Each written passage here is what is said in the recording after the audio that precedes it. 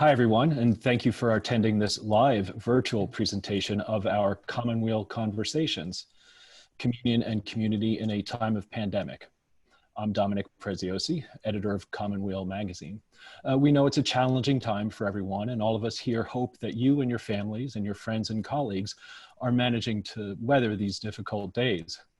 Now, I'm delighted to have with us today two distinguished speakers, Susan Bigelow Reynolds, Assistant Professor of Catholic Studies at the Candler School of Theology at Emory University in Atlanta, and Brett Hoover, who's an Associate Professor of Pastoral and Practical Theology at Loyola Marymount in Los Angeles. And in a moment, I'll be handing things over to the host and moderator of the proceedings, Commonweal Associate Editor Matthew Sitman.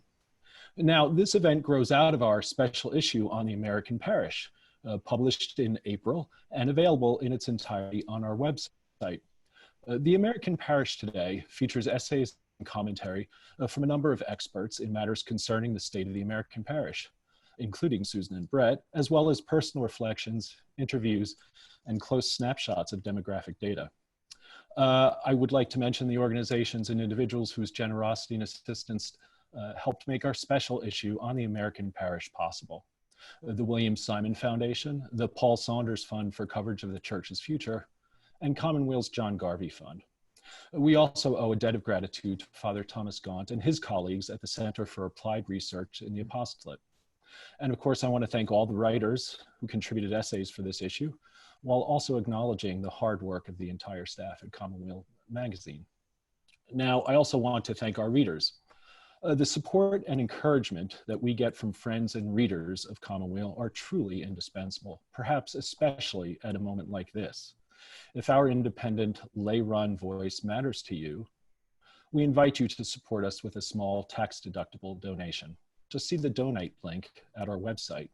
And if you do not do so already, consider subscribing to the magazine, join our email newsletter list, listen to our podcast, follow us on Facebook, Twitter, and Instagram.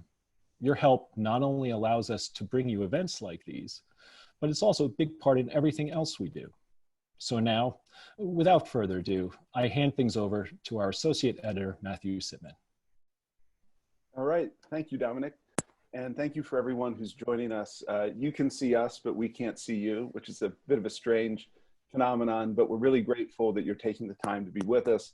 And Susan and Brett are just two of the best people we could have had to talk with us and share their insights and perspective on the American parish, not least in these very difficult times. I just want to say a few things about the nature of the conversation. One is that I hope it is a conversation. There won't be long lectures or soliloquies, but we hope to keep this conversational, to be asked a lot of questions and provide answers as best we can.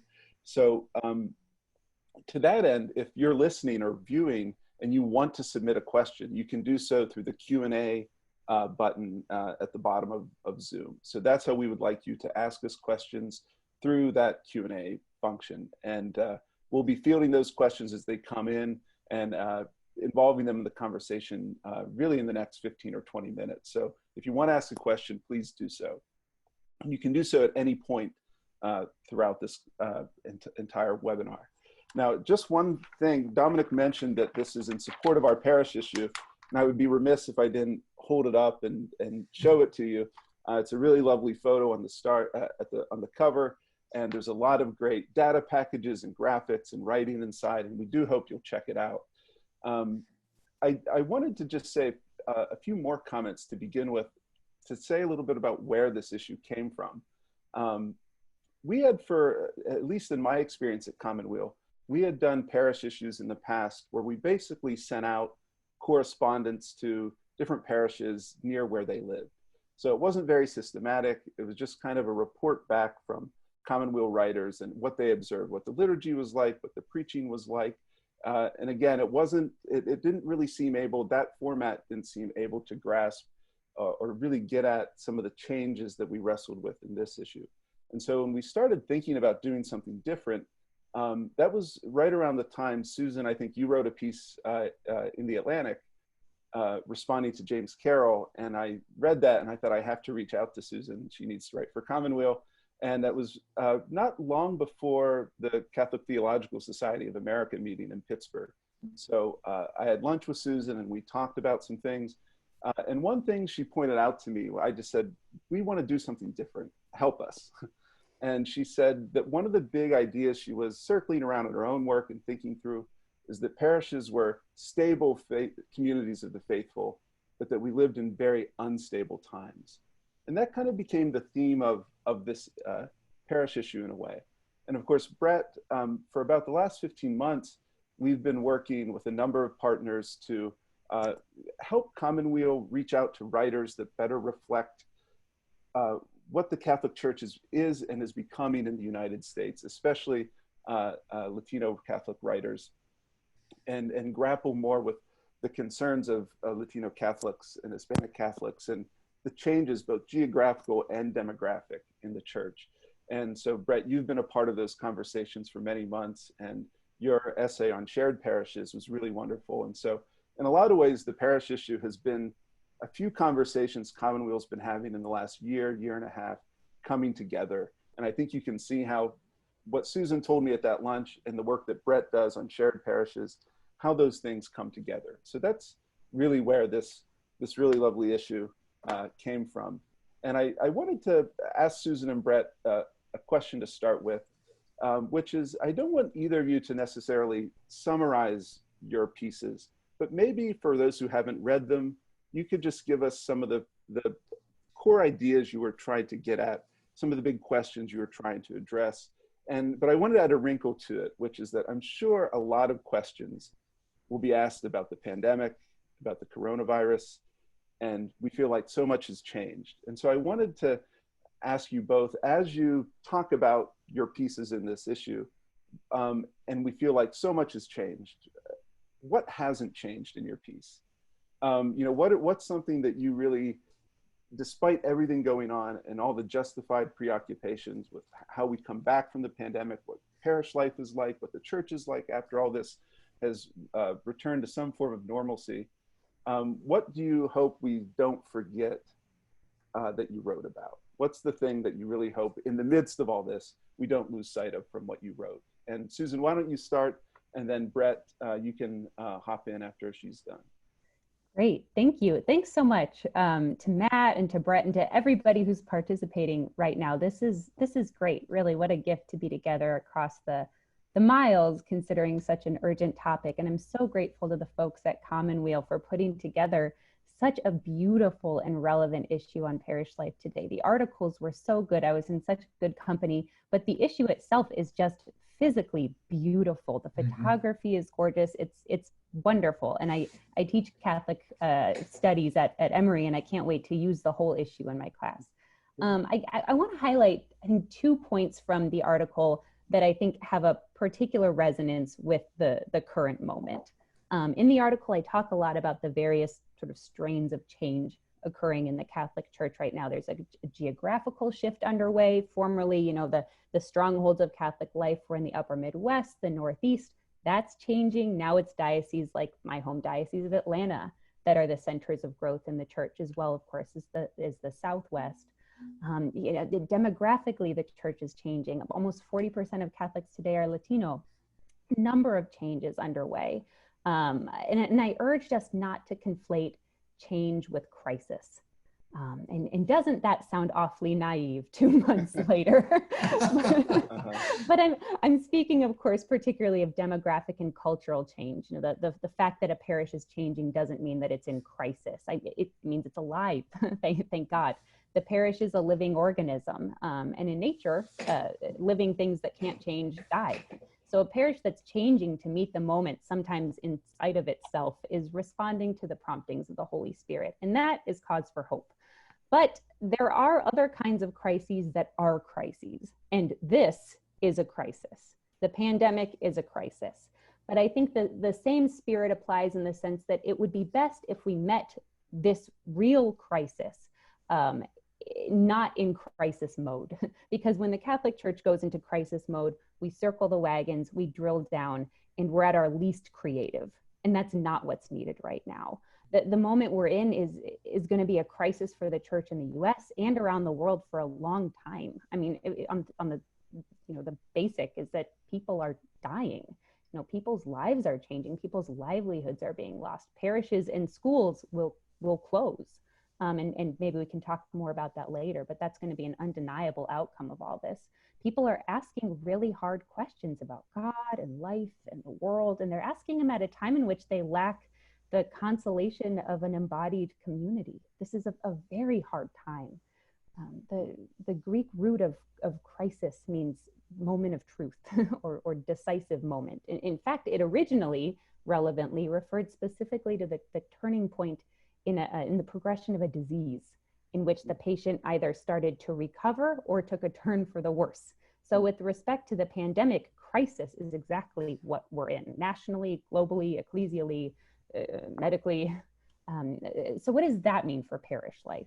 I think at the very beginning of his pontificate, Pope Francis gave us an interview in which he offered this marvelous image of a church as a field hospital. And it was so captivating and so often quoted that it almost became like kind of a cliche. But most of us in the US have never actually seen or been treated at a field hospital until now. What have we learned about field hospitals, right? That in order to heal, they require flexibility, they require a certain agility, a tolerance for imperfection, and acceptance of reality. The COVID-19 field hospitals that were set up in New York were ineffective for a while because initially they had lots of rules and boundaries. We can't take COVID patients, we can't take an X, we can't do Y. But those requirements made them ineffective.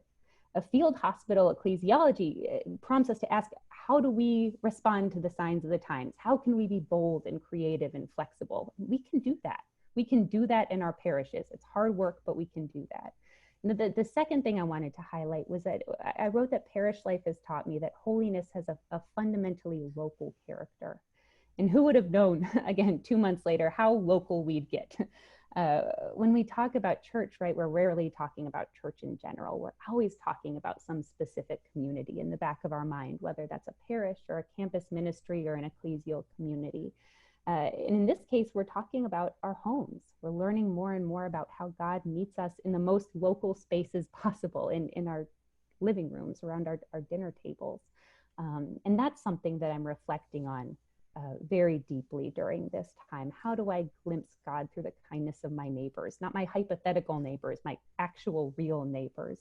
How do I see God in my kids? How do I see God in the breaking of the bread at my own dinner table?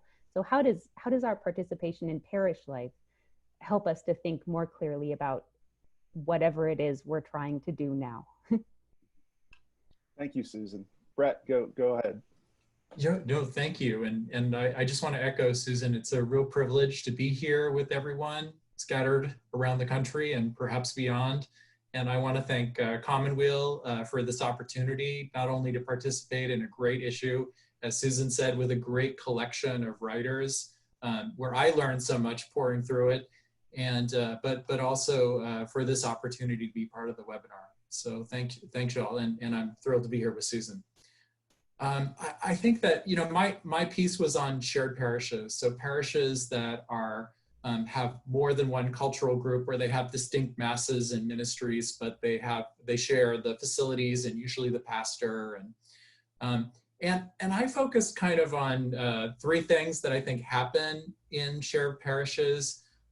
One is that there's culture clash, that people don't understand other people's ways of being Catholic that well because they're so versed in their own.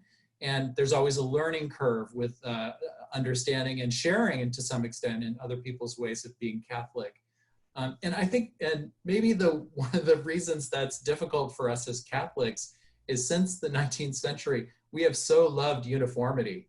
I mean, we have so loved, and even in the liturgy wars and the culture wars, there's always something about how we're supposed to be doing things. And sometimes the kind of, camps that form make it difficult for us to imagine that people can be Catholic in different ways. So that was one thing. There's a lot of, maybe this is speaking to some of what Susan just mentioned, that change is a constant, but change happens in a particular way when people are sharing a parish, because it's not just that they're sharing a parish, it's that there's change going on demographically, and that's how shared parishes form. So people's hometowns, parishes, neighborhoods are changing as part of this process. And that results in grief, that people feel loss and people feel anxiety about what's to come. And maybe more to the point of your question, Matt, that I think that's one of the things that does go on, that in some ways, maybe people that have been in shared parishes are recognizing the crisis that we're currently in as an extension of the kinds of changes and grief they were already going through. And then last, about power dynamics, that, you know, the different groups that come together in parishes, and this is especially true of culturally shared parishes, but it's also true of most parishes if they have school communities and non-school communities, or different masses, or different age groups, that they're not all equipped to participate in the parish in an equal way. They don't all have the same roles in society. The kinds of inequalities that we experience in our society strongly affect our parishes, even if we don't want them to. So there's both inequalities, both perceived and real, and people are struggling with that. And sometimes the people who are not kind of on the lower rung, so to speak, don't see that as clearly, because it just looks to them like everybody's equal. But the people that don't have the same kind of influence or connection or experience in the parish, or don't speak the language of the society, or don't have economic wealth, or don't know the practices and procedures of the diocese, those people are all very aware of their disadvantages. And that's the thing I would say is really, you asked, Matt, about what kind of extends into this time of crisis with COVID-19. And I've been kind of, you know, checking in with people from different parishes, DREs, pastors. So what's going on in your parish? And what's become very clear to me is that the inequalities that I was talking about as manifesting within parishes are appearing between parishes in this time. Like, some people have all kinds of resources to weather the financial crisis that is coming. Some people don't. A lot of people in poor parishes, a lot of people are accessing internet technologies, but in poorer parishes, people do it mostly through their phones that they're paying for, you know, a week or month at a time. And, you know, even a colleague of mine was telling me today that her parish is a poor parish, as part of a group. They were invited by a publisher to talk about the internet resources that the publisher was offering. And when they had the gathering, it turned out that almost no one in the room had access to the kinds of bandwidth or computer technology to do the things the publisher wanted them to do. So those inequalities, I think, are coming out in the current crisis, in terms of the access that people have to electronic forms of communication and connection and community that are so important in some parishes. But I think there's also vitality gaps between parishes that have become important. This is what I'm hearing. Some parishes are doing amazingly generous things. I heard from a pastor in Iowa who's telling me that in his parish, you know, they're going around to people that are very vulnerable and homebound, and holding up signs to kind of encourage them. And, you know, some parishes, everybody in the parish is being called by the priests. And of course, some parishes are too big for that to happen. And in other parishes, I had a deacon tell me, yeah, nothing's going on. Mass online. And then, of course, we're having the liturgy wars over whether we should have Mass online or what extent it should go to. So that's a little bit of some of the pictures that I came and how they relate to what I was saying. But anyway, sorry. No, thank you very much. Those were very helpful opening statements and comments to, I think, get some great ideas on the table that maybe will generate some questions from our viewers. And I think we should go into just asking some questions from viewers, because they're already coming in and they're really good, and a lot of them connect to a few things I wanted to ask anyway. And one of them was, as one questioner put it, the pandemic is not like previous crises, especially the sex abuse crisis, in the sense that this has directly impacted daily parish life in a certain sense, disrupted it in a certain way. And I've heard comments such as, you know, people who were already marginal members of parish communities, people who were uncertain about their relationship to the church, they might not come back when church starts up. I've heard those kind of comments. So in terms of bouncing back from this, it does seem like occasionally you might want to compare this crisis to other crises, but it does seem like there's something different that this questioner was getting at. And so how do you view that process of trying to come back from this? It'll be different than past crises the church has responded to, but maybe there are some lessons that still will be transferable. So that general, I think you can see where that question was going, and maybe you could respond to that. Either one of you, or both. Susan, you want to start, or? Sure, yeah, I can start. The thing that I'm thinking about just most immediately in terms of the question of coming back is that the pandemic is going to cause the shutdown of a large number of Catholic parishes and schools. So the thing that is most kind of acutely on my mind is the difficulty, the fact that people are going to be going back to maybe not the community that they left. They might be going back to a different community altogether. I've received emails, and both like personal emails and texts, and also parish-wide emails from parishes that I've been part of in the past that are really on the brink of closure. And it's hard because these are parishes that have weathered storm after storm. They have come together in various ways to keep their doors open, and then all of a sudden it's this unforeseen event that may be the end of them. And so I think that's one thing that's really, really difficult and going to be a cause of a tremendous amount of grief, is that in certain areas anyway, and I think it gets a little bit to that vitality gap, both in terms of practice and in terms of things like funding. Parishes that didn't already have a robust online giving system are really in trouble right now. Mm-hmm. And so what could happen, if not right away, but a year or 2 years down the line, is that this causes or catalyzes the closure of a large number of parishes. And what you're going to have are shared parishes in a different way. Parishes shared between maybe communities of similar cultures or races, but who were part of two disparate communities suddenly thrown together and trying to figure out how to navigate life once again, while also trying to figure out what Catholic practice means going forward. So I think there's going to be a number of layers of change, and I think that's something that's going to be very, very hard. I mean, just in terms of logistics, I think I've heard suggestions floated from various dioceses so far. It sounds like dioceses that are preparing to reopen are doing so in such a way that they're having parishioners essentially stagger their attendance at Mass. And so maybe people will be attending Mass once a month, once every 6 weeks, something like that.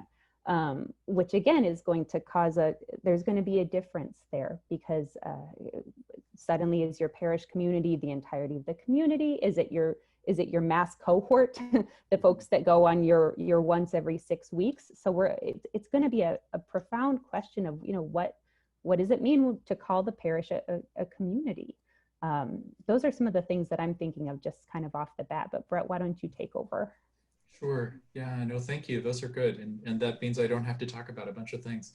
But I really think a couple of things, as Susan was just alluding to, the process of reopening our churches is going to parallel the process of opening our economy, our cities, and that, so it's not all going to happen at once. And as Susan, as you so beautifully put, that's going to be a kind of extreme economic hardship for a lot of parishes.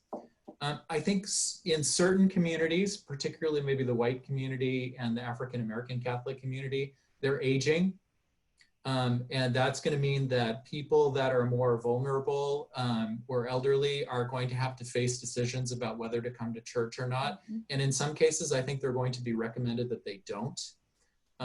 that's really going to change the landscape of what parish life looks like. The social distancing measures are in our parishes. I mean, I think we'll all be happy at first to come back. I will be. But that's going to take a toll on our sacramental life and our experience. You know, if we can't shake hands, if we have to keep physical distance with our symbols in ways that we didn't before, if you can't kiss or use the holy water font, you know, all those things I think are going to impact people's experience of not just the liturgy, but of the church building itself and their time together in whatever way, prayer meetings, whatever it is restored. There's going to be some restrictions those ways until there's a vaccine or treatment. The last thing I think is that, you know, we're experiencing some tensions over reopening. And a lot of it's been centered in the media on the economy, but my guess is some of that's going to come out in our parish life. Mm-hmm. That there's going to be some people that are, this is no big deal, it's just like the flu, you know, those kinds of narratives are going to come in conflict with people that are really trying to maintain the public health rules for the good of everyone. And people are not necessarily going to agree on how things should be, and parishes are going to be different that way. And sometimes people are going to push too far, and then the government might push back in terms of public health concerns. So I foresee some tensions and conflicts over that. So those are just some initial thoughts. Yeah, and I think that there's going to be a strong regional difference along with that as well. Not only kind of like an ideological difference that you're alluding to, but also parishes in certain states are going to be opening perhaps before parishes in other states and dioceses. And what is that going to mean for this kind of growing regional divide that we're already seeing within the church? That's a good point. I mean, right, some dioceses are already doing drive-up masses and things like that. And I think, yeah, and I think also the regional differences in the experience of the epidemic are going to color the way things happen. You know, here in Los Angeles, we have, you know, we have a lot of cases, but we haven't seen the death and trauma that people have in New York, Connecticut, New Jersey. And I think whatever church life is like there, it's going to be in part dealing with that trauma. And then, you know, we may see further, you know, bouts with this in the fall. So. Well, speaking of the fall, I did want to, you know, one thing we didn't really talk about in the parish issue, but that came up in some of our discussions was campus ministries. And I don't want to take us too far afield, but since we're talking about kind of what's on the other side of the pandemic, and both of you are university professors, like what might happen to campus ministries, especially if, you know, classes are virtual or online in the fall, or, you know, I've seen a lot of stories about just the threat this poses to colleges and universities, their ability to hold classes, keep going, and kind of resume things as normal in the fall. So for students who are, you know, dependent on campus ministries, where that's a really rich source for their spiritual lives, do you have any insights into that? I know it might not be your precise area of expertise, but that was something a few questioners asked about, and I thought that might be worth raising here. Yeah, that's really, I feel for those in campus ministry, and I feel for students, because so much of the experience of campus ministry is that deep embodied relationship of, you know, 50 people going on, you know, the retreat and staying up late and talking and being all squished together in a little, you know, space and sharing their, you know, deepest desires of their heart, you know, and it's such an embodied, such a close thing. And even, I mean, other things too, service trips and you know, everything in campus ministry is so much about that embodied contact. And so I imagine that the process of rethinking that is going to be really, really hard. I mean, I used to work in campus ministry at Boston College, and one winter we had record snowfall, and we just had to cancel thing after thing. And we had to move one of the Kairos retreats, sort of the big retreat, to campus. We couldn't go off to the retreat center that we usually used. And it was such a changed experience. And we were very creative in how we did that, but there was still this sense of something missing. Students were really acutely aware that they were missing something, that they didn't have the same experience as the upperclassmen did when they went on it. And that is just really, really hard. Campus ministers are some of the most creative people that I know. And so I have no doubt that there's going to be a real flourishing of imagination there. But I think I just want to acknowledge that it's going to be really, really painful, I think, for a lot of students for whom that really is the locus of their spiritual life. I know it was for me in college. I agree, and it was for me too.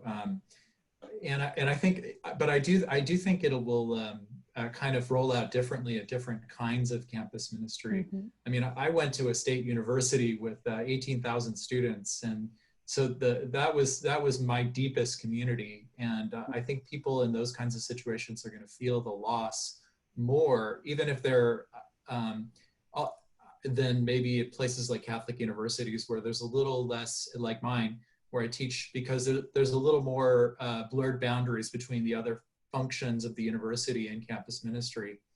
But one thing I'm happy about is I think that the technology that we're having to employ for teaching right now is also being used, at least I can speak from my own institution at Loyola Marymount, by campus ministry as well, and like Susan, you were saying, very creative ways of using Zoom and various other technologies to get people together and have some kind of experience. But nobody feels like that's the same as being on campus and having those retreats you were talking about, or and I mean, I think the thing that in higher ed everyone's frightened of is that two of my students in my first year seminar told me, if it's online in the fall, I'm taking a gap year.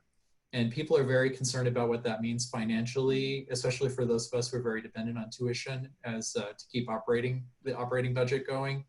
But I imagine the same thing is happening in campus ministry. Like, some people are really happy to have those gathering spaces, and other people are like, I'm not doing it until I can come back and and be there. And the campus ministry staff, they're just working so hard to try to figure out new ways of doing it. I mean, they've done some really creative things with liturgy at our campus, where they kind of got on the thing where if we can't have Eucharist with everyone, we're not going to share Eucharist, we're going to do liturgy of the word. And that is proven very interesting in terms of preaching and sharing and combinations that are possible that wouldn't be possible with Mass. So I applaud the creativity, but as Susan was saying, it's still not the same as being on campus. I just wanted to say too, for some Please. People might be joining us kind of in the middle of this. So for those just joining, we're talking about our wonderful parish issue. We're here with Susan Reynolds and Brett Hoover. And we're just taking questions from all of you. So please do keep sending them through the Q&A function on Zoom here. And Brett, there was a question that came in specifically for you, although Susan, you might have some thoughts on this too. And it was a question about the limits and challenges of allyship and representation from non-Hispanic Catholics of the Latinx Catholic Church. And this questioner said you're a good representative of how to do that respectfully. Oh, that's nice. Yes, so it wasn't a hostile question, but it is an interesting, but it is a good question. And I just wondered if you could speak to that, because I'm sure that's something, with a lot of these conversations that about the way the church is changing that is on a lot of people's minds. Sure. Yeah. No, I think about this a lot. And I, particularly for someone like myself who's been researching diversity for some years and when I worked in ministry, working in diverse settings, as an ally, you kind of got to know who you are and who you aren't. And I think that's really, really important. I had some people very forcefully, the Latinx theologian Orlando Espín said to me very early on in my academic career, "Don't you speak for us. We can speak for ourselves." And I've taken advice like that to heart. I try to think of myself as someone who's reporting what's going on a lot, which works for a lot of the stuff about the shared parishes, and who's kind of along for the journey. But I think those kinds of cautions are appropriate. I think that I mean, there's a lot we could say about allyship, but I think we really have to be attuned to the power dynamics I was mentioning, that I have privileges just by being white, even though, you know, I'm not rich, you know, I work on a Catholic university salary, but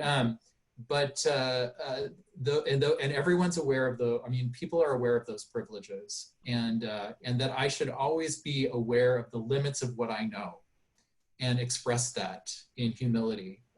In social work, you know, they talk about cultural humility rather than cultural or intercultural competency. And I think that's right. I think that part of our interacting with one another is saying, this is what I think, but tell me. It's saying, I don't know, you know, can you teach me? And I think we always have to come in with that humility, especially when we're allies and we're not part of the group. And as much as possible to be, you know, finding ways to, I mean, one of my joys in life is to find ways for my Latinx students, which we have a lot in our program in Los Angeles, where 75% of Catholics are Hispanic, to find ways to use the power influence I have to get them in front of cameras or get them involved in leadership in different ways. I think that's one of the things I can do.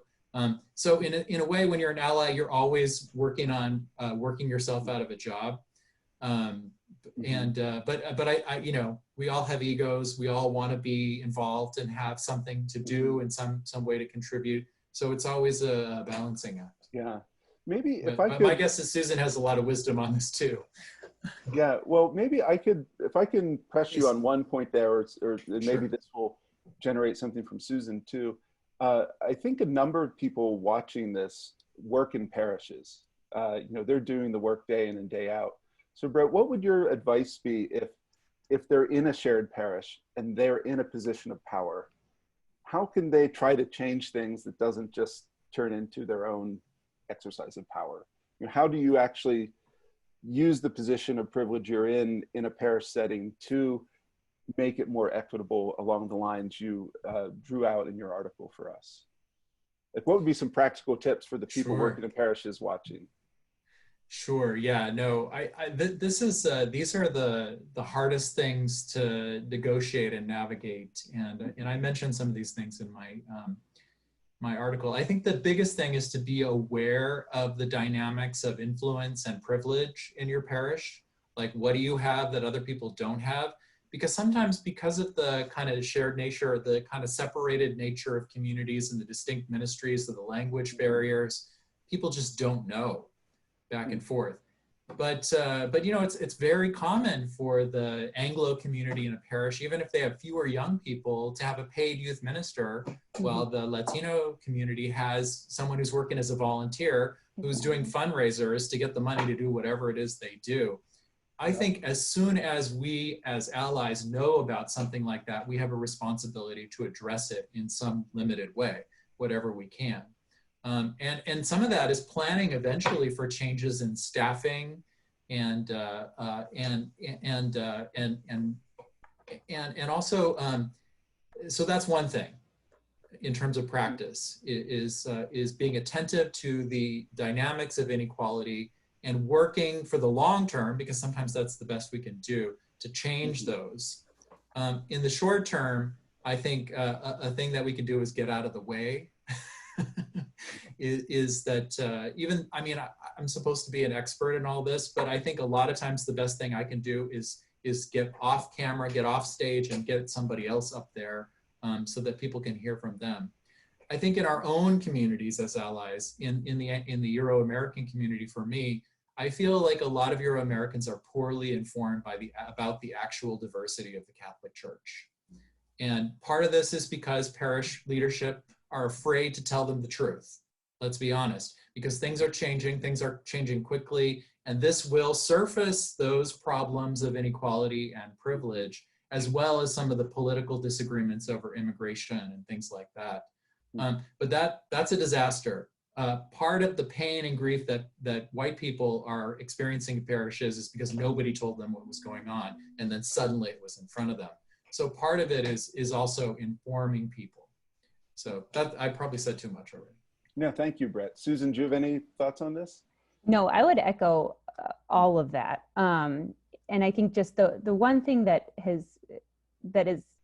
I constantly have in my mind is that we often, particularly in conversations, well, both in the academy and pastorally, we talk about Latino Catholics as though they just showed up like 20 or 30 or 40 years ago, like it's some new, I mean, if you look at the last chapter of every book on the Catholic Church today is like the future of Catholicism, and it's like Latino Catholics. And you're like, actually, Latino Catholics have been in what is now the United States far longer than most of the rest of us have. So if you look at the roots of so-called American Catholicism, I mean, within the original 13 colonies, 1% of the population was Catholic. Outside of that geographical area, much of the population was Catholic in some form. Tejano Catholics who were, of French descent. I mean, there's so much going on. And yet our historiography is very, very, very narrow. I think some of this is changing, but in general, I think we need to learn our history. And that goes as much for scholars as it does for those who are pastoral ministers, and realize that in some way we're not the hosts, or we shouldn't be the hosts. We shouldn't understand ourselves as claiming this space and kind of being the arbiters of who gets to come in and who gets to come out. Thanks. And I think that's part of the dynamics of privilege. Thank you, Susan, because it is assuming that your own experience is normative. Mm-hmm. And I think part of that gets tied into this Catholic kind of movement towards uniformity all the time, that there's a right way to do liturgy, there's a right way to do this, the right way to do that. And of course we do have prescriptive ideas, and theologians and pastoral leaders have suggestions and recommendations and sometimes rules, but there are just lots of ways of being Catholic. And I think, to me, the big lesson of all of this is that communion is not uniformity. That we have to accept that other people do things differently, and that we don't have to like it. You don't have to like it, but you have to accept it. Yeah.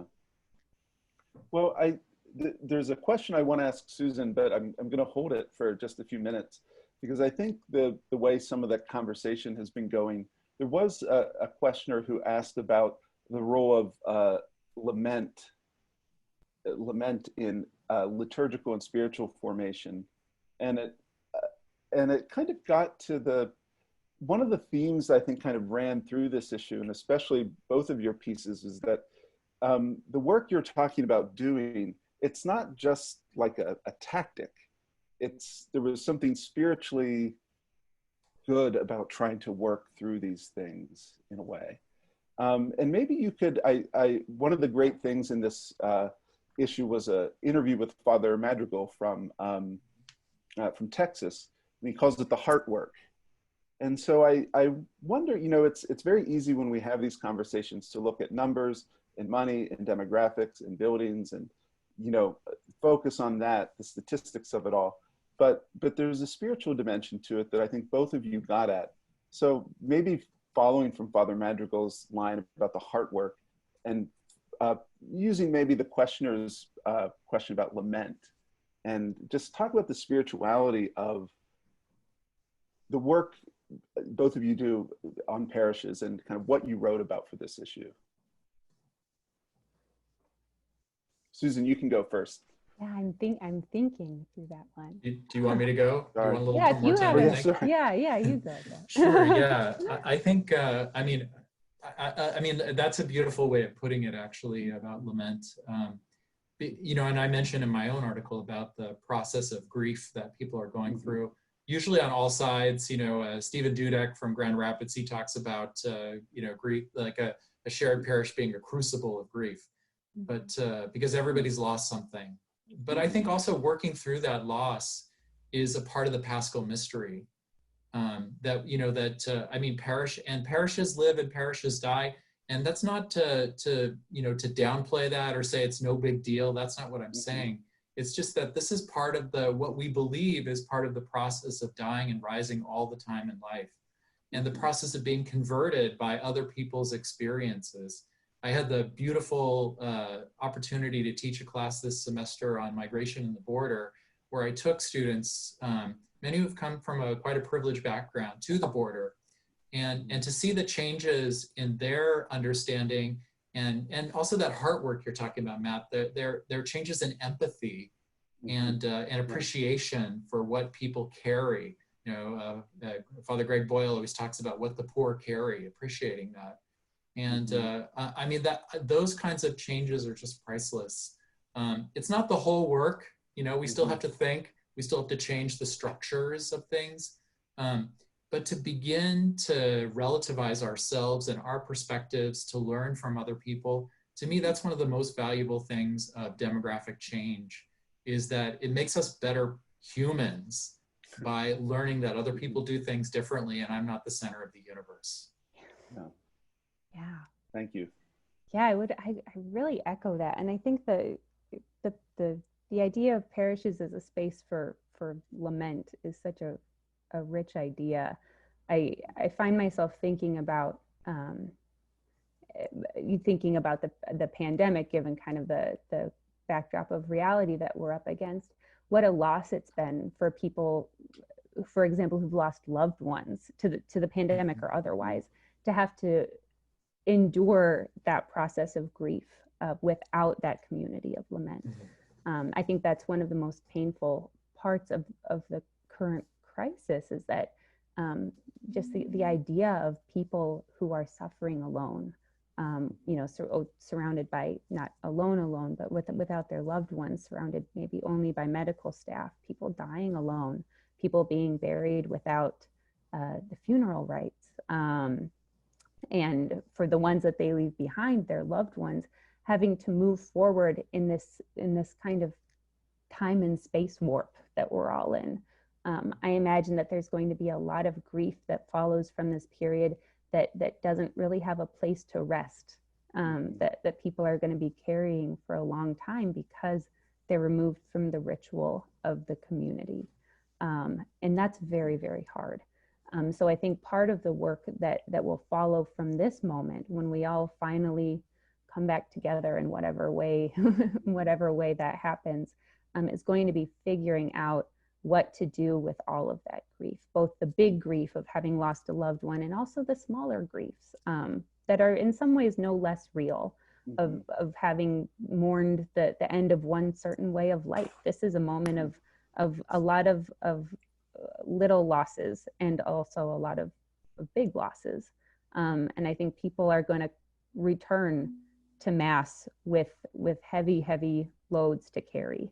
And I think that's going to be a big challenge of pastoral ministry, is figuring out how do we allow people the space to lament all that they feel they have lost.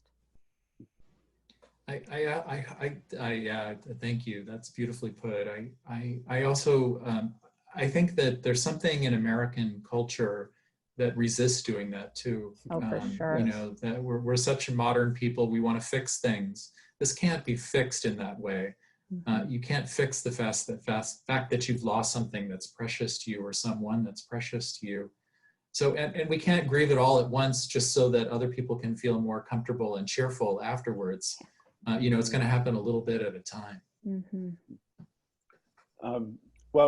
I want to apologize to viewers. I have an open window in front of me, and as the sun went back across the sky, I noticed my face getting white, like lighter and lighter, and I had to hop up and close my curtains. So sorry about that. Susan, I promised you a question, and one person wrote in, kind of picked up on some of what you said near the start, but they asked more specifically about if the pandemic is kind of revealing deeper problems, how might this affect debates about who can be ordained in the Catholic Church, the agency lay people have in making decisions, both in their parishes and the broader church structures and hierarchy? It seems like this is a moment where, you know, people are looking out for each other, and lay people are having to probably think through things in a new way, and be there for each other in a certain way, and have responsibilities thrown back on them. And so maybe you could speak to that questioner's general question about how those kinds of debates might be affected by what's happening now. Yeah, I think that's a really that's a great question, and I think it's one that a lot of us are thinking about. I think we often forget that church history is really just a bunch of responses to given crises or historical circumstances. We kind of look at the post-Tridentine period and kind of equate it with church tradition. So we're like, well, this is the way we've always done things. When in reality, no, that was a development as much as anything else. And this is also a moment of development. That's the gift of the crisis, is that we get to continue that process of tradition, of traditioning. And so I think we shouldn't be afraid to ask ourselves some really hard questions. For example, if we take the idea of domestic church seriously, who's pastoring all of those domestic churches? In a lot of cases, it's the mothers, right? It's the sisters, it's the girl. My daughter, I have 3 daughters. They're 5, 3, and 7 months, and my 3-year-old Lucy has declared herself our priest for our Sunday sort of liturgies of the word in our house. She's really living into that baptismal call, and we have not actually been watching Mass online, mostly because it doesn't really do anything for toddlers. They don't really understand what's going on. They don't get what's church about it. So we've been sort of having, they call it home church, but we essentially have a liturgy of the word, and they set up the altar, and they get the candlesticks down from the mantle, and they get the cross down from the wall, and they get some liturgical color appropriate puzzle pieces or toys or whatever they can find, and in the way in which they've sort of taken ownership of their role in the church is something that's been really beautiful for me to reflect on. But backing up, I guess I just, I think you can have a debate about the relative merits of online Mass, and I think we shouldn't be too critical, because this is, we're all doing the best that we can to respond pastorally.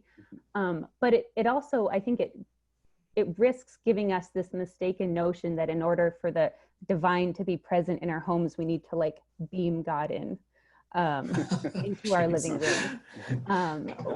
Where in reality, God is present at our dinner tables. God is present in our homes already. And I think that women are leading that effort on the home front. And so I think that's, this, but it's hard. I mean, this is not a debate that I would be very surprised if this moment turns into a broadening of the sort of the de facto response on that question, because I mean we've seen the same things in the Amazon, right? I mean, and in other places where there's really restricted availability of communion, because there's not the infrastructure there, and there aren't many clergy, and the powers that be will go to great lengths to come up with solutions that don't involve ordaining women, and so that what we're seeing now in places like the United States has been the reality for a long time in other parts of the world. And but I hope I guess my prayer is that this is a moment of creativity, as Pope Francis says, in which we allow ourselves the privilege of thinking imaginatively about what the future of ministry might look like. Is that Pope Francis over your shoulder, Brett? It is. I felt I had to.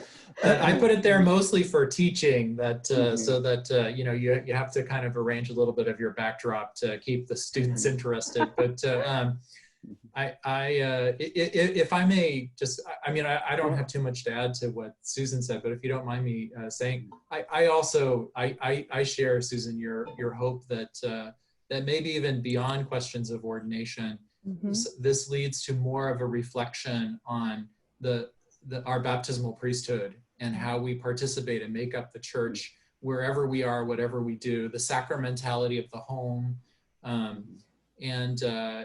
which I have learned so much about that working with Latinx Catholics and in their tradition of popular religion, and of home blessings and, you know, getting in the car and you start the rosary and all kinds of ways in which some of that was in my upbringing, which was now long ago.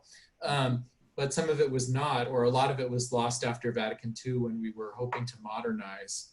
But any way we can think of ourselves as having, you know, agency and leadership and influence in our as members of the body of Christ, I think is a good thing. I also, I don't know about you guys, but I feel for our priests. I look at my pastor when we tuned in during Holy Week to the online services.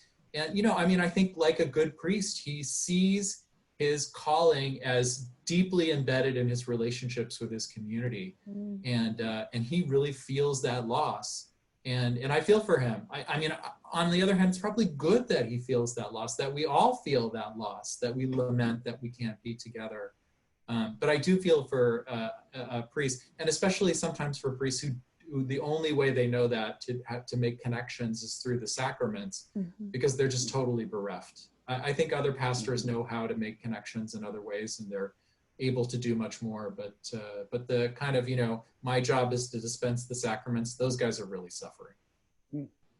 You know, along these lines, someone wrote in asking about, it was a pastor actually, and he said he live streams Mass daily, but he was wondering, since we don't have access, most of us don't have access to the Eucharist, if the Word of God might have a special resonance in these times. And I like that question a lot. And I think, you know, there's even just thinking about the way Scripture speaks to us about lament, or, you know, there is something about the biblical passages and stories that, you know, connect with your heart during difficult times. And so I wondered if you two could pick up on that question of the Word of God right now, especially at a time when our access to the sacraments might be quite limited. Yeah, I know in our house, that's certainly been the case. Just speaking out of my own experience here, we read the Psalm and the Gospel story.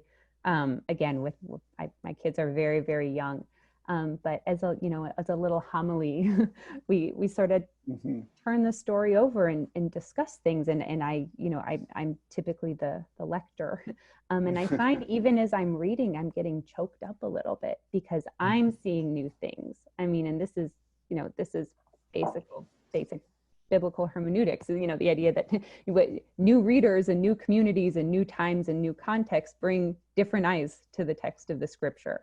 And I think I'm certainly reading with the eyes of somebody that's been in her house for 7 weeks, you know, ridden with varying levels of uncertainty and anxiety about the situation that we're in.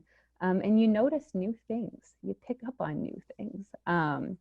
And my kids pick up on new things. And the questions that they ask are really telling, because they're also acutely aware. You know, I mean, we try to filter reality for them a little bit to make this whole thing bearable for them. But they know that we're in a very unusual time as well. And the questions that they ask are really reflective of that. The prayers that they pray during our little prayers of the faithful are all very centered around coronavirus. You know, I have a 3-year-old named coronavirus. So very sincere. And so I think I love the idea that people are, you know, in fasting from the Eucharist perhaps, but feasting on the Word of God, because I think, at least speaking personally, that's been a source of great consolation for me and for our family. That's beautiful. I think one of the things that this may, you know, in some ways, Susan and I have been talking about some of the things that we need to do as a result of this crisis that we are unprepared for. This may be the thing that we're prepared for, in the sense, the kind of renewal of attention to the Bible and biblical reading, and the presence of the Word and the liturgy. Absolutely. I mean, and the liturgy of the hours. I think about the power of the Word and some of the communities that I've been a part of, either to study or to participate.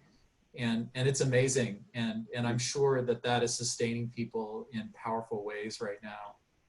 I'm thinking about my own turn back to the Liturgy of the Hours a little bit. And I mean, so many of the Psalms are about plagues. It's, you know, it's all there. And that really, the Psalms in particular kind of lament, but also reminding us of our dependence on God in a way that I think in good times almost seems abstract or, you know, or historically distant. It seems a little less right now. So that's a beautiful thing. I Susan, thank you for sharing about your kids and their prayers. And that's sometimes I think that even teaching 18-year-olds, I find sometimes their earnestness about the things of the world bring me back to a more direct experience of things and you know, take away some of those layers of defense against the world that I have accumulated over the years.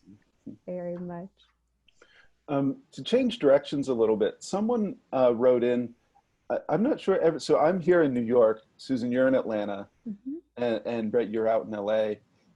Someone wrote to you specifically, Susan, and asked about the changes in the Southeast. And maybe you could speak about Atlanta as a, you know, a place you know particularly well in that regard. But it was an interesting question because they specifically asked about what these changes in demographics look like in Atlanta versus what they might look at, or the broader Southeast versus what they might look like in other places in the United States, like California or the Southwest. So maybe you could talk about that, but also the South, just Catholicism in the Southeast, because I know you teach at the Candler School of Theology, which is not a Catholic school. Right, so your own teaching and writing is kind of occurring in a context where they need people to train Catholics. Or talk about Catholicism. So maybe you could just speak to that a bit. Yeah, absolutely. So I'll kind of start with my own sort of location at Emory and go outward. Being at Emory is a real gift. Candler School of Theology is a United Methodist seminary. And 2 years ago, they started a Catholic Studies program because they recognized that there was this real need for places to train particularly lay ministers who were Catholic in the Southeast. If you compare two maps side by side, basically one map of where all the Catholic institutions are in the United States, including colleges, universities, high schools, hospitals, places like that, and a map of where Catholicism is growing in the United States. They're almost exact opposites, with maybe the exception of like California. So there's this spate of growth in the Catholic Church in the Southeast, and very, very few institutions, both in terms of parishes and in terms of universities dedicated to serving Catholics. And so in some way, it was an act of hospitality on Emory's part to say, you know, come on in, Catholics. We know you need a place. And it was interesting too, when I was hired there, they said, you know, we're not just bringing you on to like attract Catholics to Candler. We're also hoping that this is helpful for our non-Catholic students, because there's this, you know, really acute legacy of anti-Catholicism that's still kind of live in the Southeast, especially. It manifests in different ways, from sort of just like a little bit of a suspicion to like a really full-on, well-articulated prejudice. And so it's been really wonderful to be in this ecumenical space at a time in which the church is changing.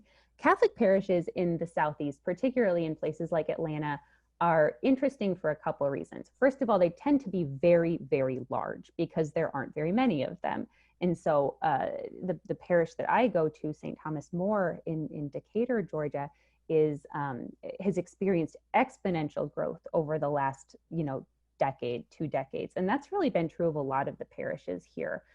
There are some parishes that have adopted this shared parish model, so that the other parish in kind of the general Emory area, a little bit farther from me, is a shared parish, very vibrant, thriving Latino community, and then a white Euro-American community. And the pastoral staff there has done my understanding is a fairly good job of trying to bridge those divides, but it's still basically like two parallel communities. Many Latinos in Atlanta are served in kind of parochial, pan-cultural missions. And so missions of the cathedral, for example, or there's one up kind of in more of the suburban area that draw Latinos from a number of different parochial boundaries, essentially, and serve them all in one very, very large space. The other thing that's unique about the church in the Southeast is that Black Catholics are a very, very dynamic presence, still a minority numerically and percentage-wise of the church, but still have this very rooted legacy here. But that the sort of inertia of segregation, de facto kind of segregation in parishes remains. So there's two parishes in Decatur, Georgia, basically a white parish and a Black parish. Now, is that necessarily a bad thing? No, spaces, monocultural spaces are very empowering for people. We would not want to break up the African-American parish and sort of integrate for the sake of integration, because they would lose something culturally. But it's still, it invites tough reflection about, how, again, exactly do we understand one another as fellow brothers and sisters in Christ? How do we understand one another as community? But just to sort of tie a bow around this part of the response, though, is I would encourage everybody who's watching or listening today to really keep your eye on the South, because this is where the growth is happening. The Archdiocese of Atlanta has grown like 250% in the last couple of decades. The largest parish in America is in Charlotte, North Carolina, and it's basically the size of a city unto itself. This is where the growth is happening, and it's very it's a very fascinating space to kind of keep tabs on. Thanks for that. I hesitate to ask about politics, and we need to get too into the latest news stories, and well, a couple of people have asked about President Trump and Cardinal Dolan, if you're wondering why I was dancing around that. But more people asked a number of people have asked about the way this pandemic has impacted medically, financially, in so many different ways, the poor, which are overwhelmingly African Americans and Latinx Americans. And I'm wondering, like we know this is happening. How can the church, what kind of public political witness would you like to see from the church in these times? I think that might be a way to phrase it that doesn't get any of you in trouble or, be too controversial. But I think it is something on everyone's minds, especially when you have high profile examples like Cardinal Dolan kind of really, sucking up to Trump in a fairly grotesque way. And that's not what we want to see from, I think, our bishops in the church. But maybe you could, rather than focusing on the negative, you could talk about more positively what a constructive, positive witness from the church, and especially in that public political sense, might mean right now. Let me speak first on this, if that's all right. Sure. In part because I have tenure. Okay. So, that gives me a lot of freedom. I think, for me in particular, because so much of my time has been researching Latino parishes and Hispanic ministry, and I've spent a lot of time in that world, as well as studying immigration now that I'm hopeful that a book will be coming out next year on that. But is that the kind of verbiage that we've gotten from the administration that has been frankly demeaning of immigrants from Latin America. I think the public witness that we need to hear more of is, and not just from the bishops, but also from all pastoral leaders, is that that's not acceptable. These are, one time I was asked in a parish, well, I used to hear Hispanic, now I hear Latino or Latin. What am I supposed to call them? This was a white person. I said, how about your brothers and sisters in Christ? I think that this kind of othering of immigrants from Latin America, that we have a rich, I mean, my migration in the border class, my students were totally surprised to find out that Catholic social teaching has such a robust witness for the rights of immigrants. Mm-hmm. And because no one ever hears that from the pulpit. And I don't want to blame any group in particular, priests, but I think all of us as leaders have to be sure that we are speaking on these issues when we are hearing these kinds of comments from the president, because this is not what we stand for. And my friend and colleague Cecilia Gonzalez Andrew, she says sometimes you get the impression, like in a shared parish, that the 9 a.m. English Mass basically voted to deport the noon Mass, the noon Spanish Mass. We just can't have that.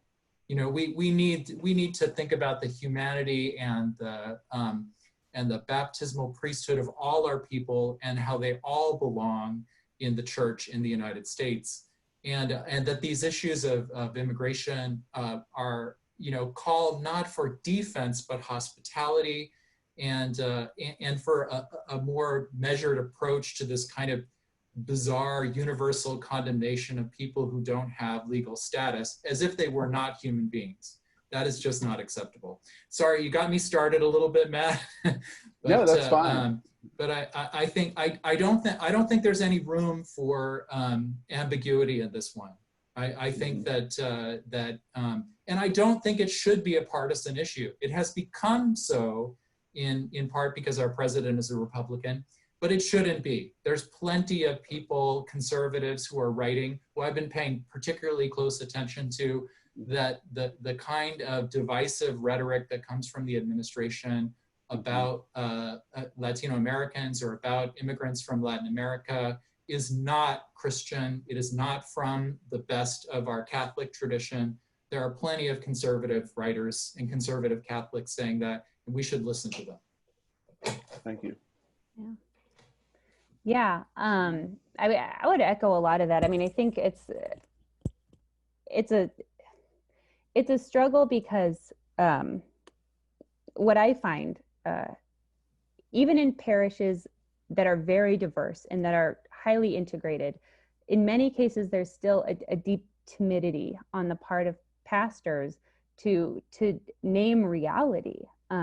It's very rare, even in parishes that are very diverse, to hear racism mentioned in a homily, to hear condemnations of, I don't think I've ever heard the phrase white supremacy from a pulpit anywhere in a Catholic setting ever.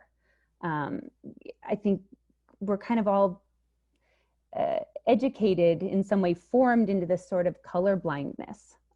We're all one in Christ, well, why do we talk about difference? We should talk about unity.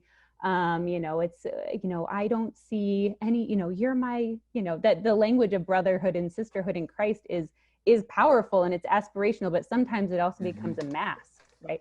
For, oh, well, we're all one in Christ, so we don't have to, I think the best thing that we could do is really lean into difference. We don't have to pretend that we don't see people's cultural differences. Their cultural differences are what defines people. That's a gift. And pretending that, well, we're all just basically the same and it's okay. That's just another way of kind of propagating, white Euro-American hegemony in parish spaces.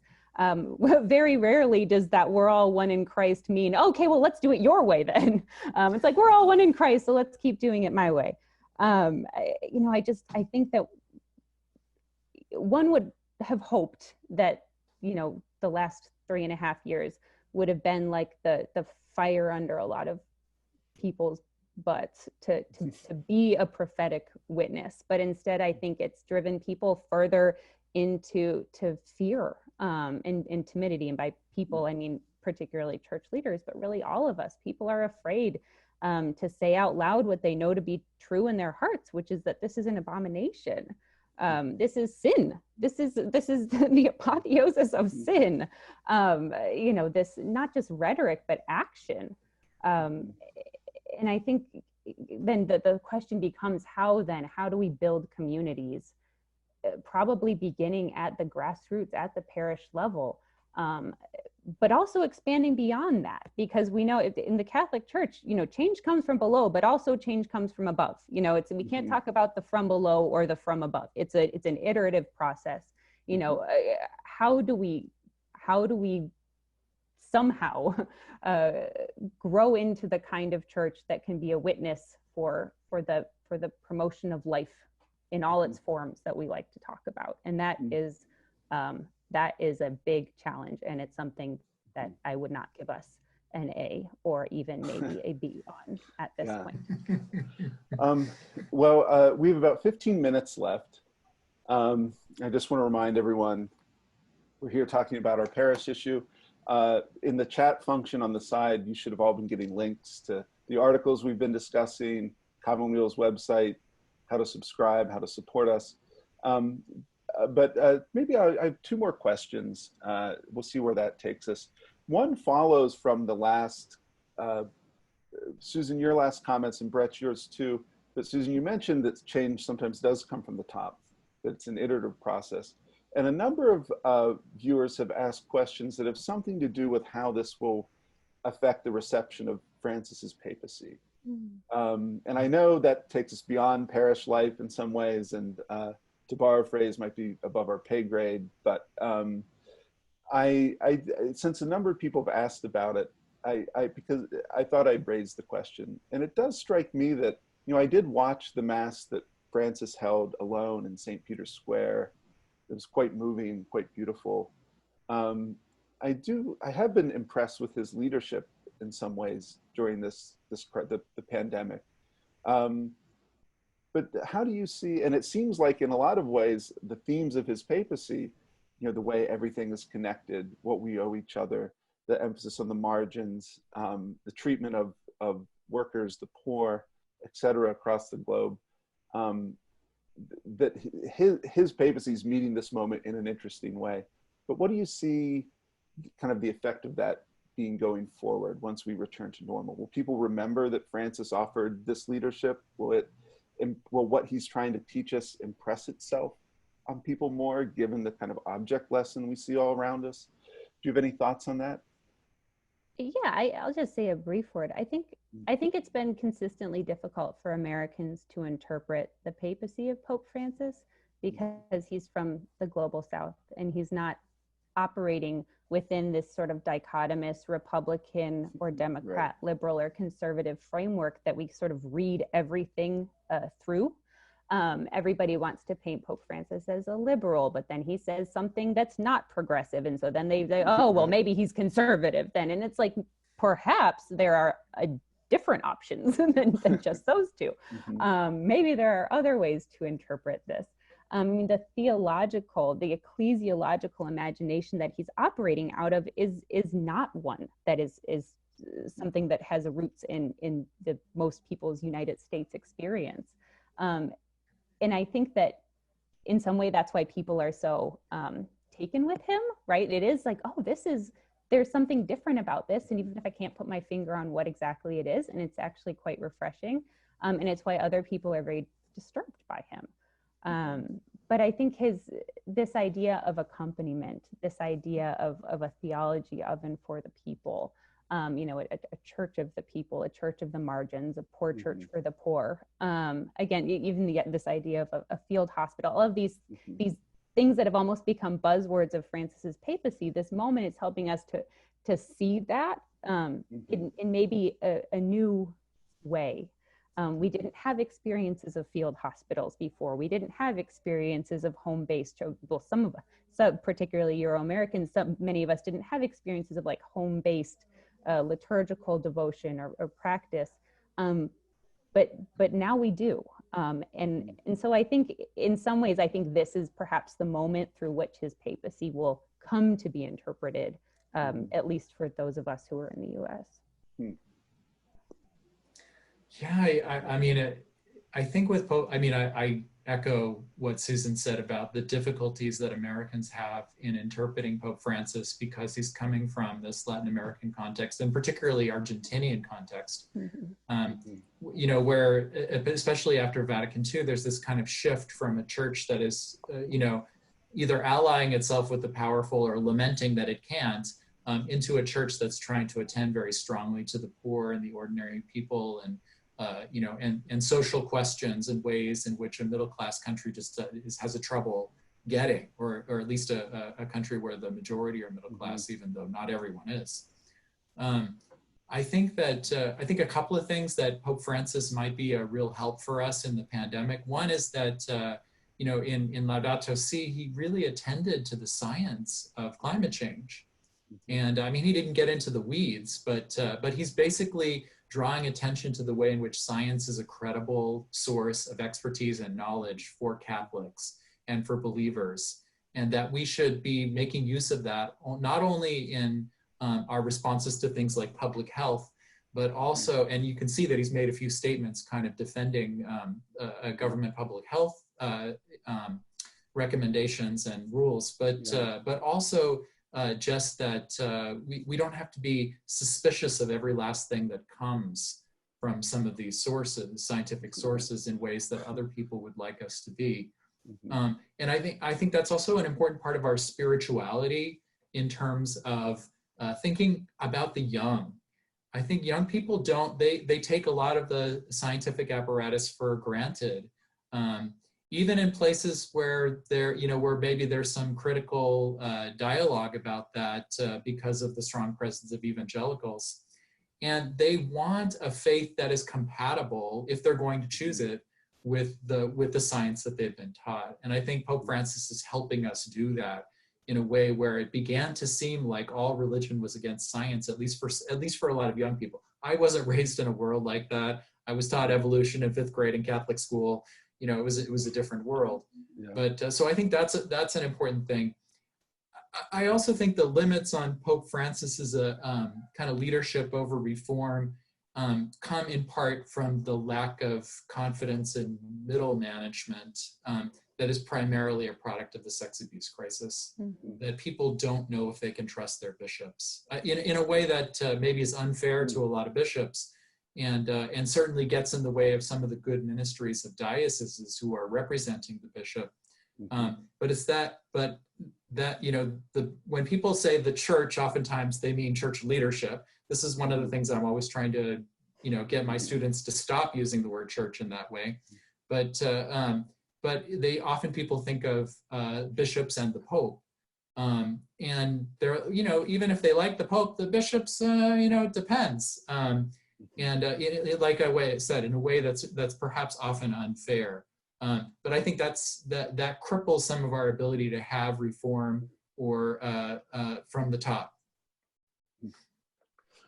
Well, thank you for that, both of you. We have just a few minutes left, so I'll ask one more question. But before I do, I did want to thank everyone for viewing, watching, taking the time to be with us. We've had hundreds of you here with us the whole time, which is really a testament to Susan and Brett's ability to, even through Zoom, to hold your attention. It must be wonderful to be their students, as you can imagine. And everyone at Commonweal who worked so hard on this issue. It was a team effort from top to bottom. And in terms of this webinar, Milton Javier Bravo and Gabriella Wilkie have taken care of us every step of the way, and I'm really grateful to them. But I wanted to end on a hopeful note. Well, to talk about hope a little bit. And because one of the first questions we got actually was, you said in your parish issue, you know, this is, you know, kind of the cross comes before the crown, right? The death and resurrection, and that the changes the parish is facing in the United States, we should lean into them with sort of hope. And not just, I think, Susan, as you put it, just kind of doubling down, getting defensive, sharpening our polemics and apologetics. So it was an issue I really thought that what connected it was a sense of hope, that in the midst of change, we can be hopeful. But as we know, hope is not the same as optimism. And I just wondered, even given everything we're living through right now, if you could give our viewers a word of hope somehow, whether it's about parishes, whether it's about the church, whether it's just about life in general right now. Leave us with something not optimistic, but hopeful. Gosh, great do you want to go ahead or? No, you go ahead. I'm thinking. Okay. Yeah. No, I too have been thinking about this. In fact, for my students, for our graduate program, I did a little what we call 3-minute theology on the difference between hope and optimism that you referred to, Matt. And optimism isn't bad. It's just not hope, right. because things are not always going to get better. And I think, but I think what gives me hope in the midst of all this is the way many people and a lot of parishes too have responded to the crisis with generosity and care for one another.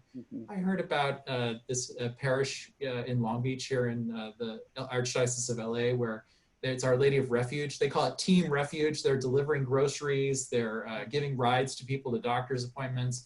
They're checking on the elderly. I think there's a lot of that kind of, quiet heroism that's going on all over the place. And a lot of it is being coordinated at the parish level. And so I think that's beautiful. I think that's, that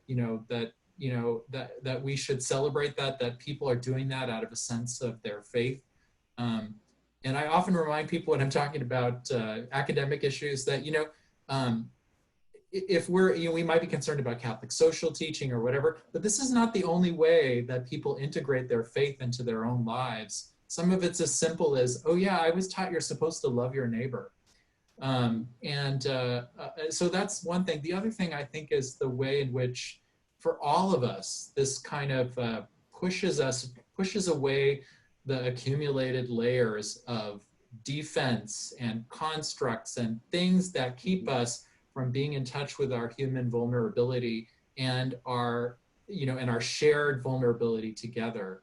And I think all that is to the good. I mean, it's painful, but it also reminds us that we are not just saints, but sinners, all of us, that we are always struggling, that we are always in danger, there's always risk, and that faith is our gamble in the midst of all that risk, that God is with us and that we are here for one another.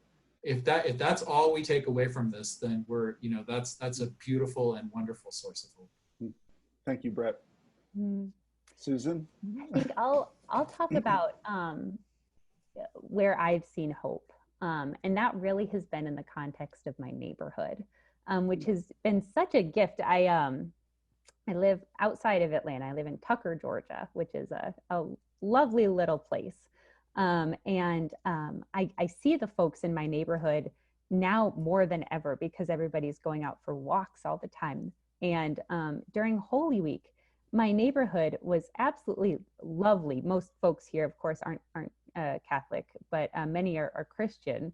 And one neighborhood family who's they work at a church in the area had put a big bucket of palms out by their mailbox, and a lot of the neighbors took them and put them on their mailboxes, and it felt very communal. People were chalking Easter messages on their sidewalks. And then my direct neighbors are Hindu, and they left my kids surprise Easter baskets on our porch on Easter morning. And my other neighbors are Jewish, and so meanwhile, they're celebrating their Passover Seder via Zoom. So it's like provided this very beautiful opportunity for like this kind of organic kind of ecumenism and interreligiosity, which is really beautiful.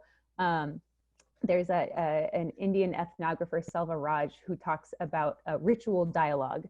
And by that, he means like the sort of practical dialogue that develops on the ground rather than these sort of formal forms of dialogue.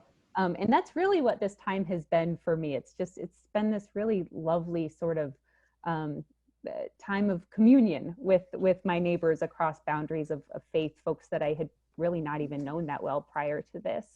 The other place that I see hope is again, just whenever Pope Francis talks about the creativity of love, to me, that's just very, very beautiful. That's language that really captures me. And like I said at the beginning, any crisis, any moment of change is a moment that's rife with the capacity for creativity. This could be a Kairos moment. Every moment could, but this could be a Kairos moment for ministry in the church, because it's like a thought experiment come to life. Like, who in the world would have ever thought, if 6 months ago somebody said, well, what if there was a pandemic and nobody could leave their house for 2 months? You'd have been like, that's science fiction. But now it's like, oh no, that happened. And it might happen again. And it's this opportunity to lay aside the things that aren't working, and to say, this is a radically new moment. We can do things in radically new ways. And that's something that is a hope that I hold on to. And I hope that it's a hope that we all seize. Well, thank you both. That left me feeling a little better anyway. A little bit. Just a reminder, please do check out our parish issue. Again, we've been providing links in the chat function all along. I want to say too, I hope everyone watching is safe and healthy out there, that you're taking care of yourself and taking care of each other. We really appreciate the support you continue to give us at Commonweal.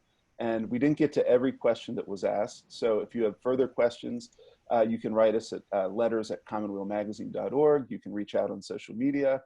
We love to hear from you. And this parish issue especially, we wanted to be a resource for all of our readers who work in parishes and do that heart work day in and day out that Father Madrigal talked about.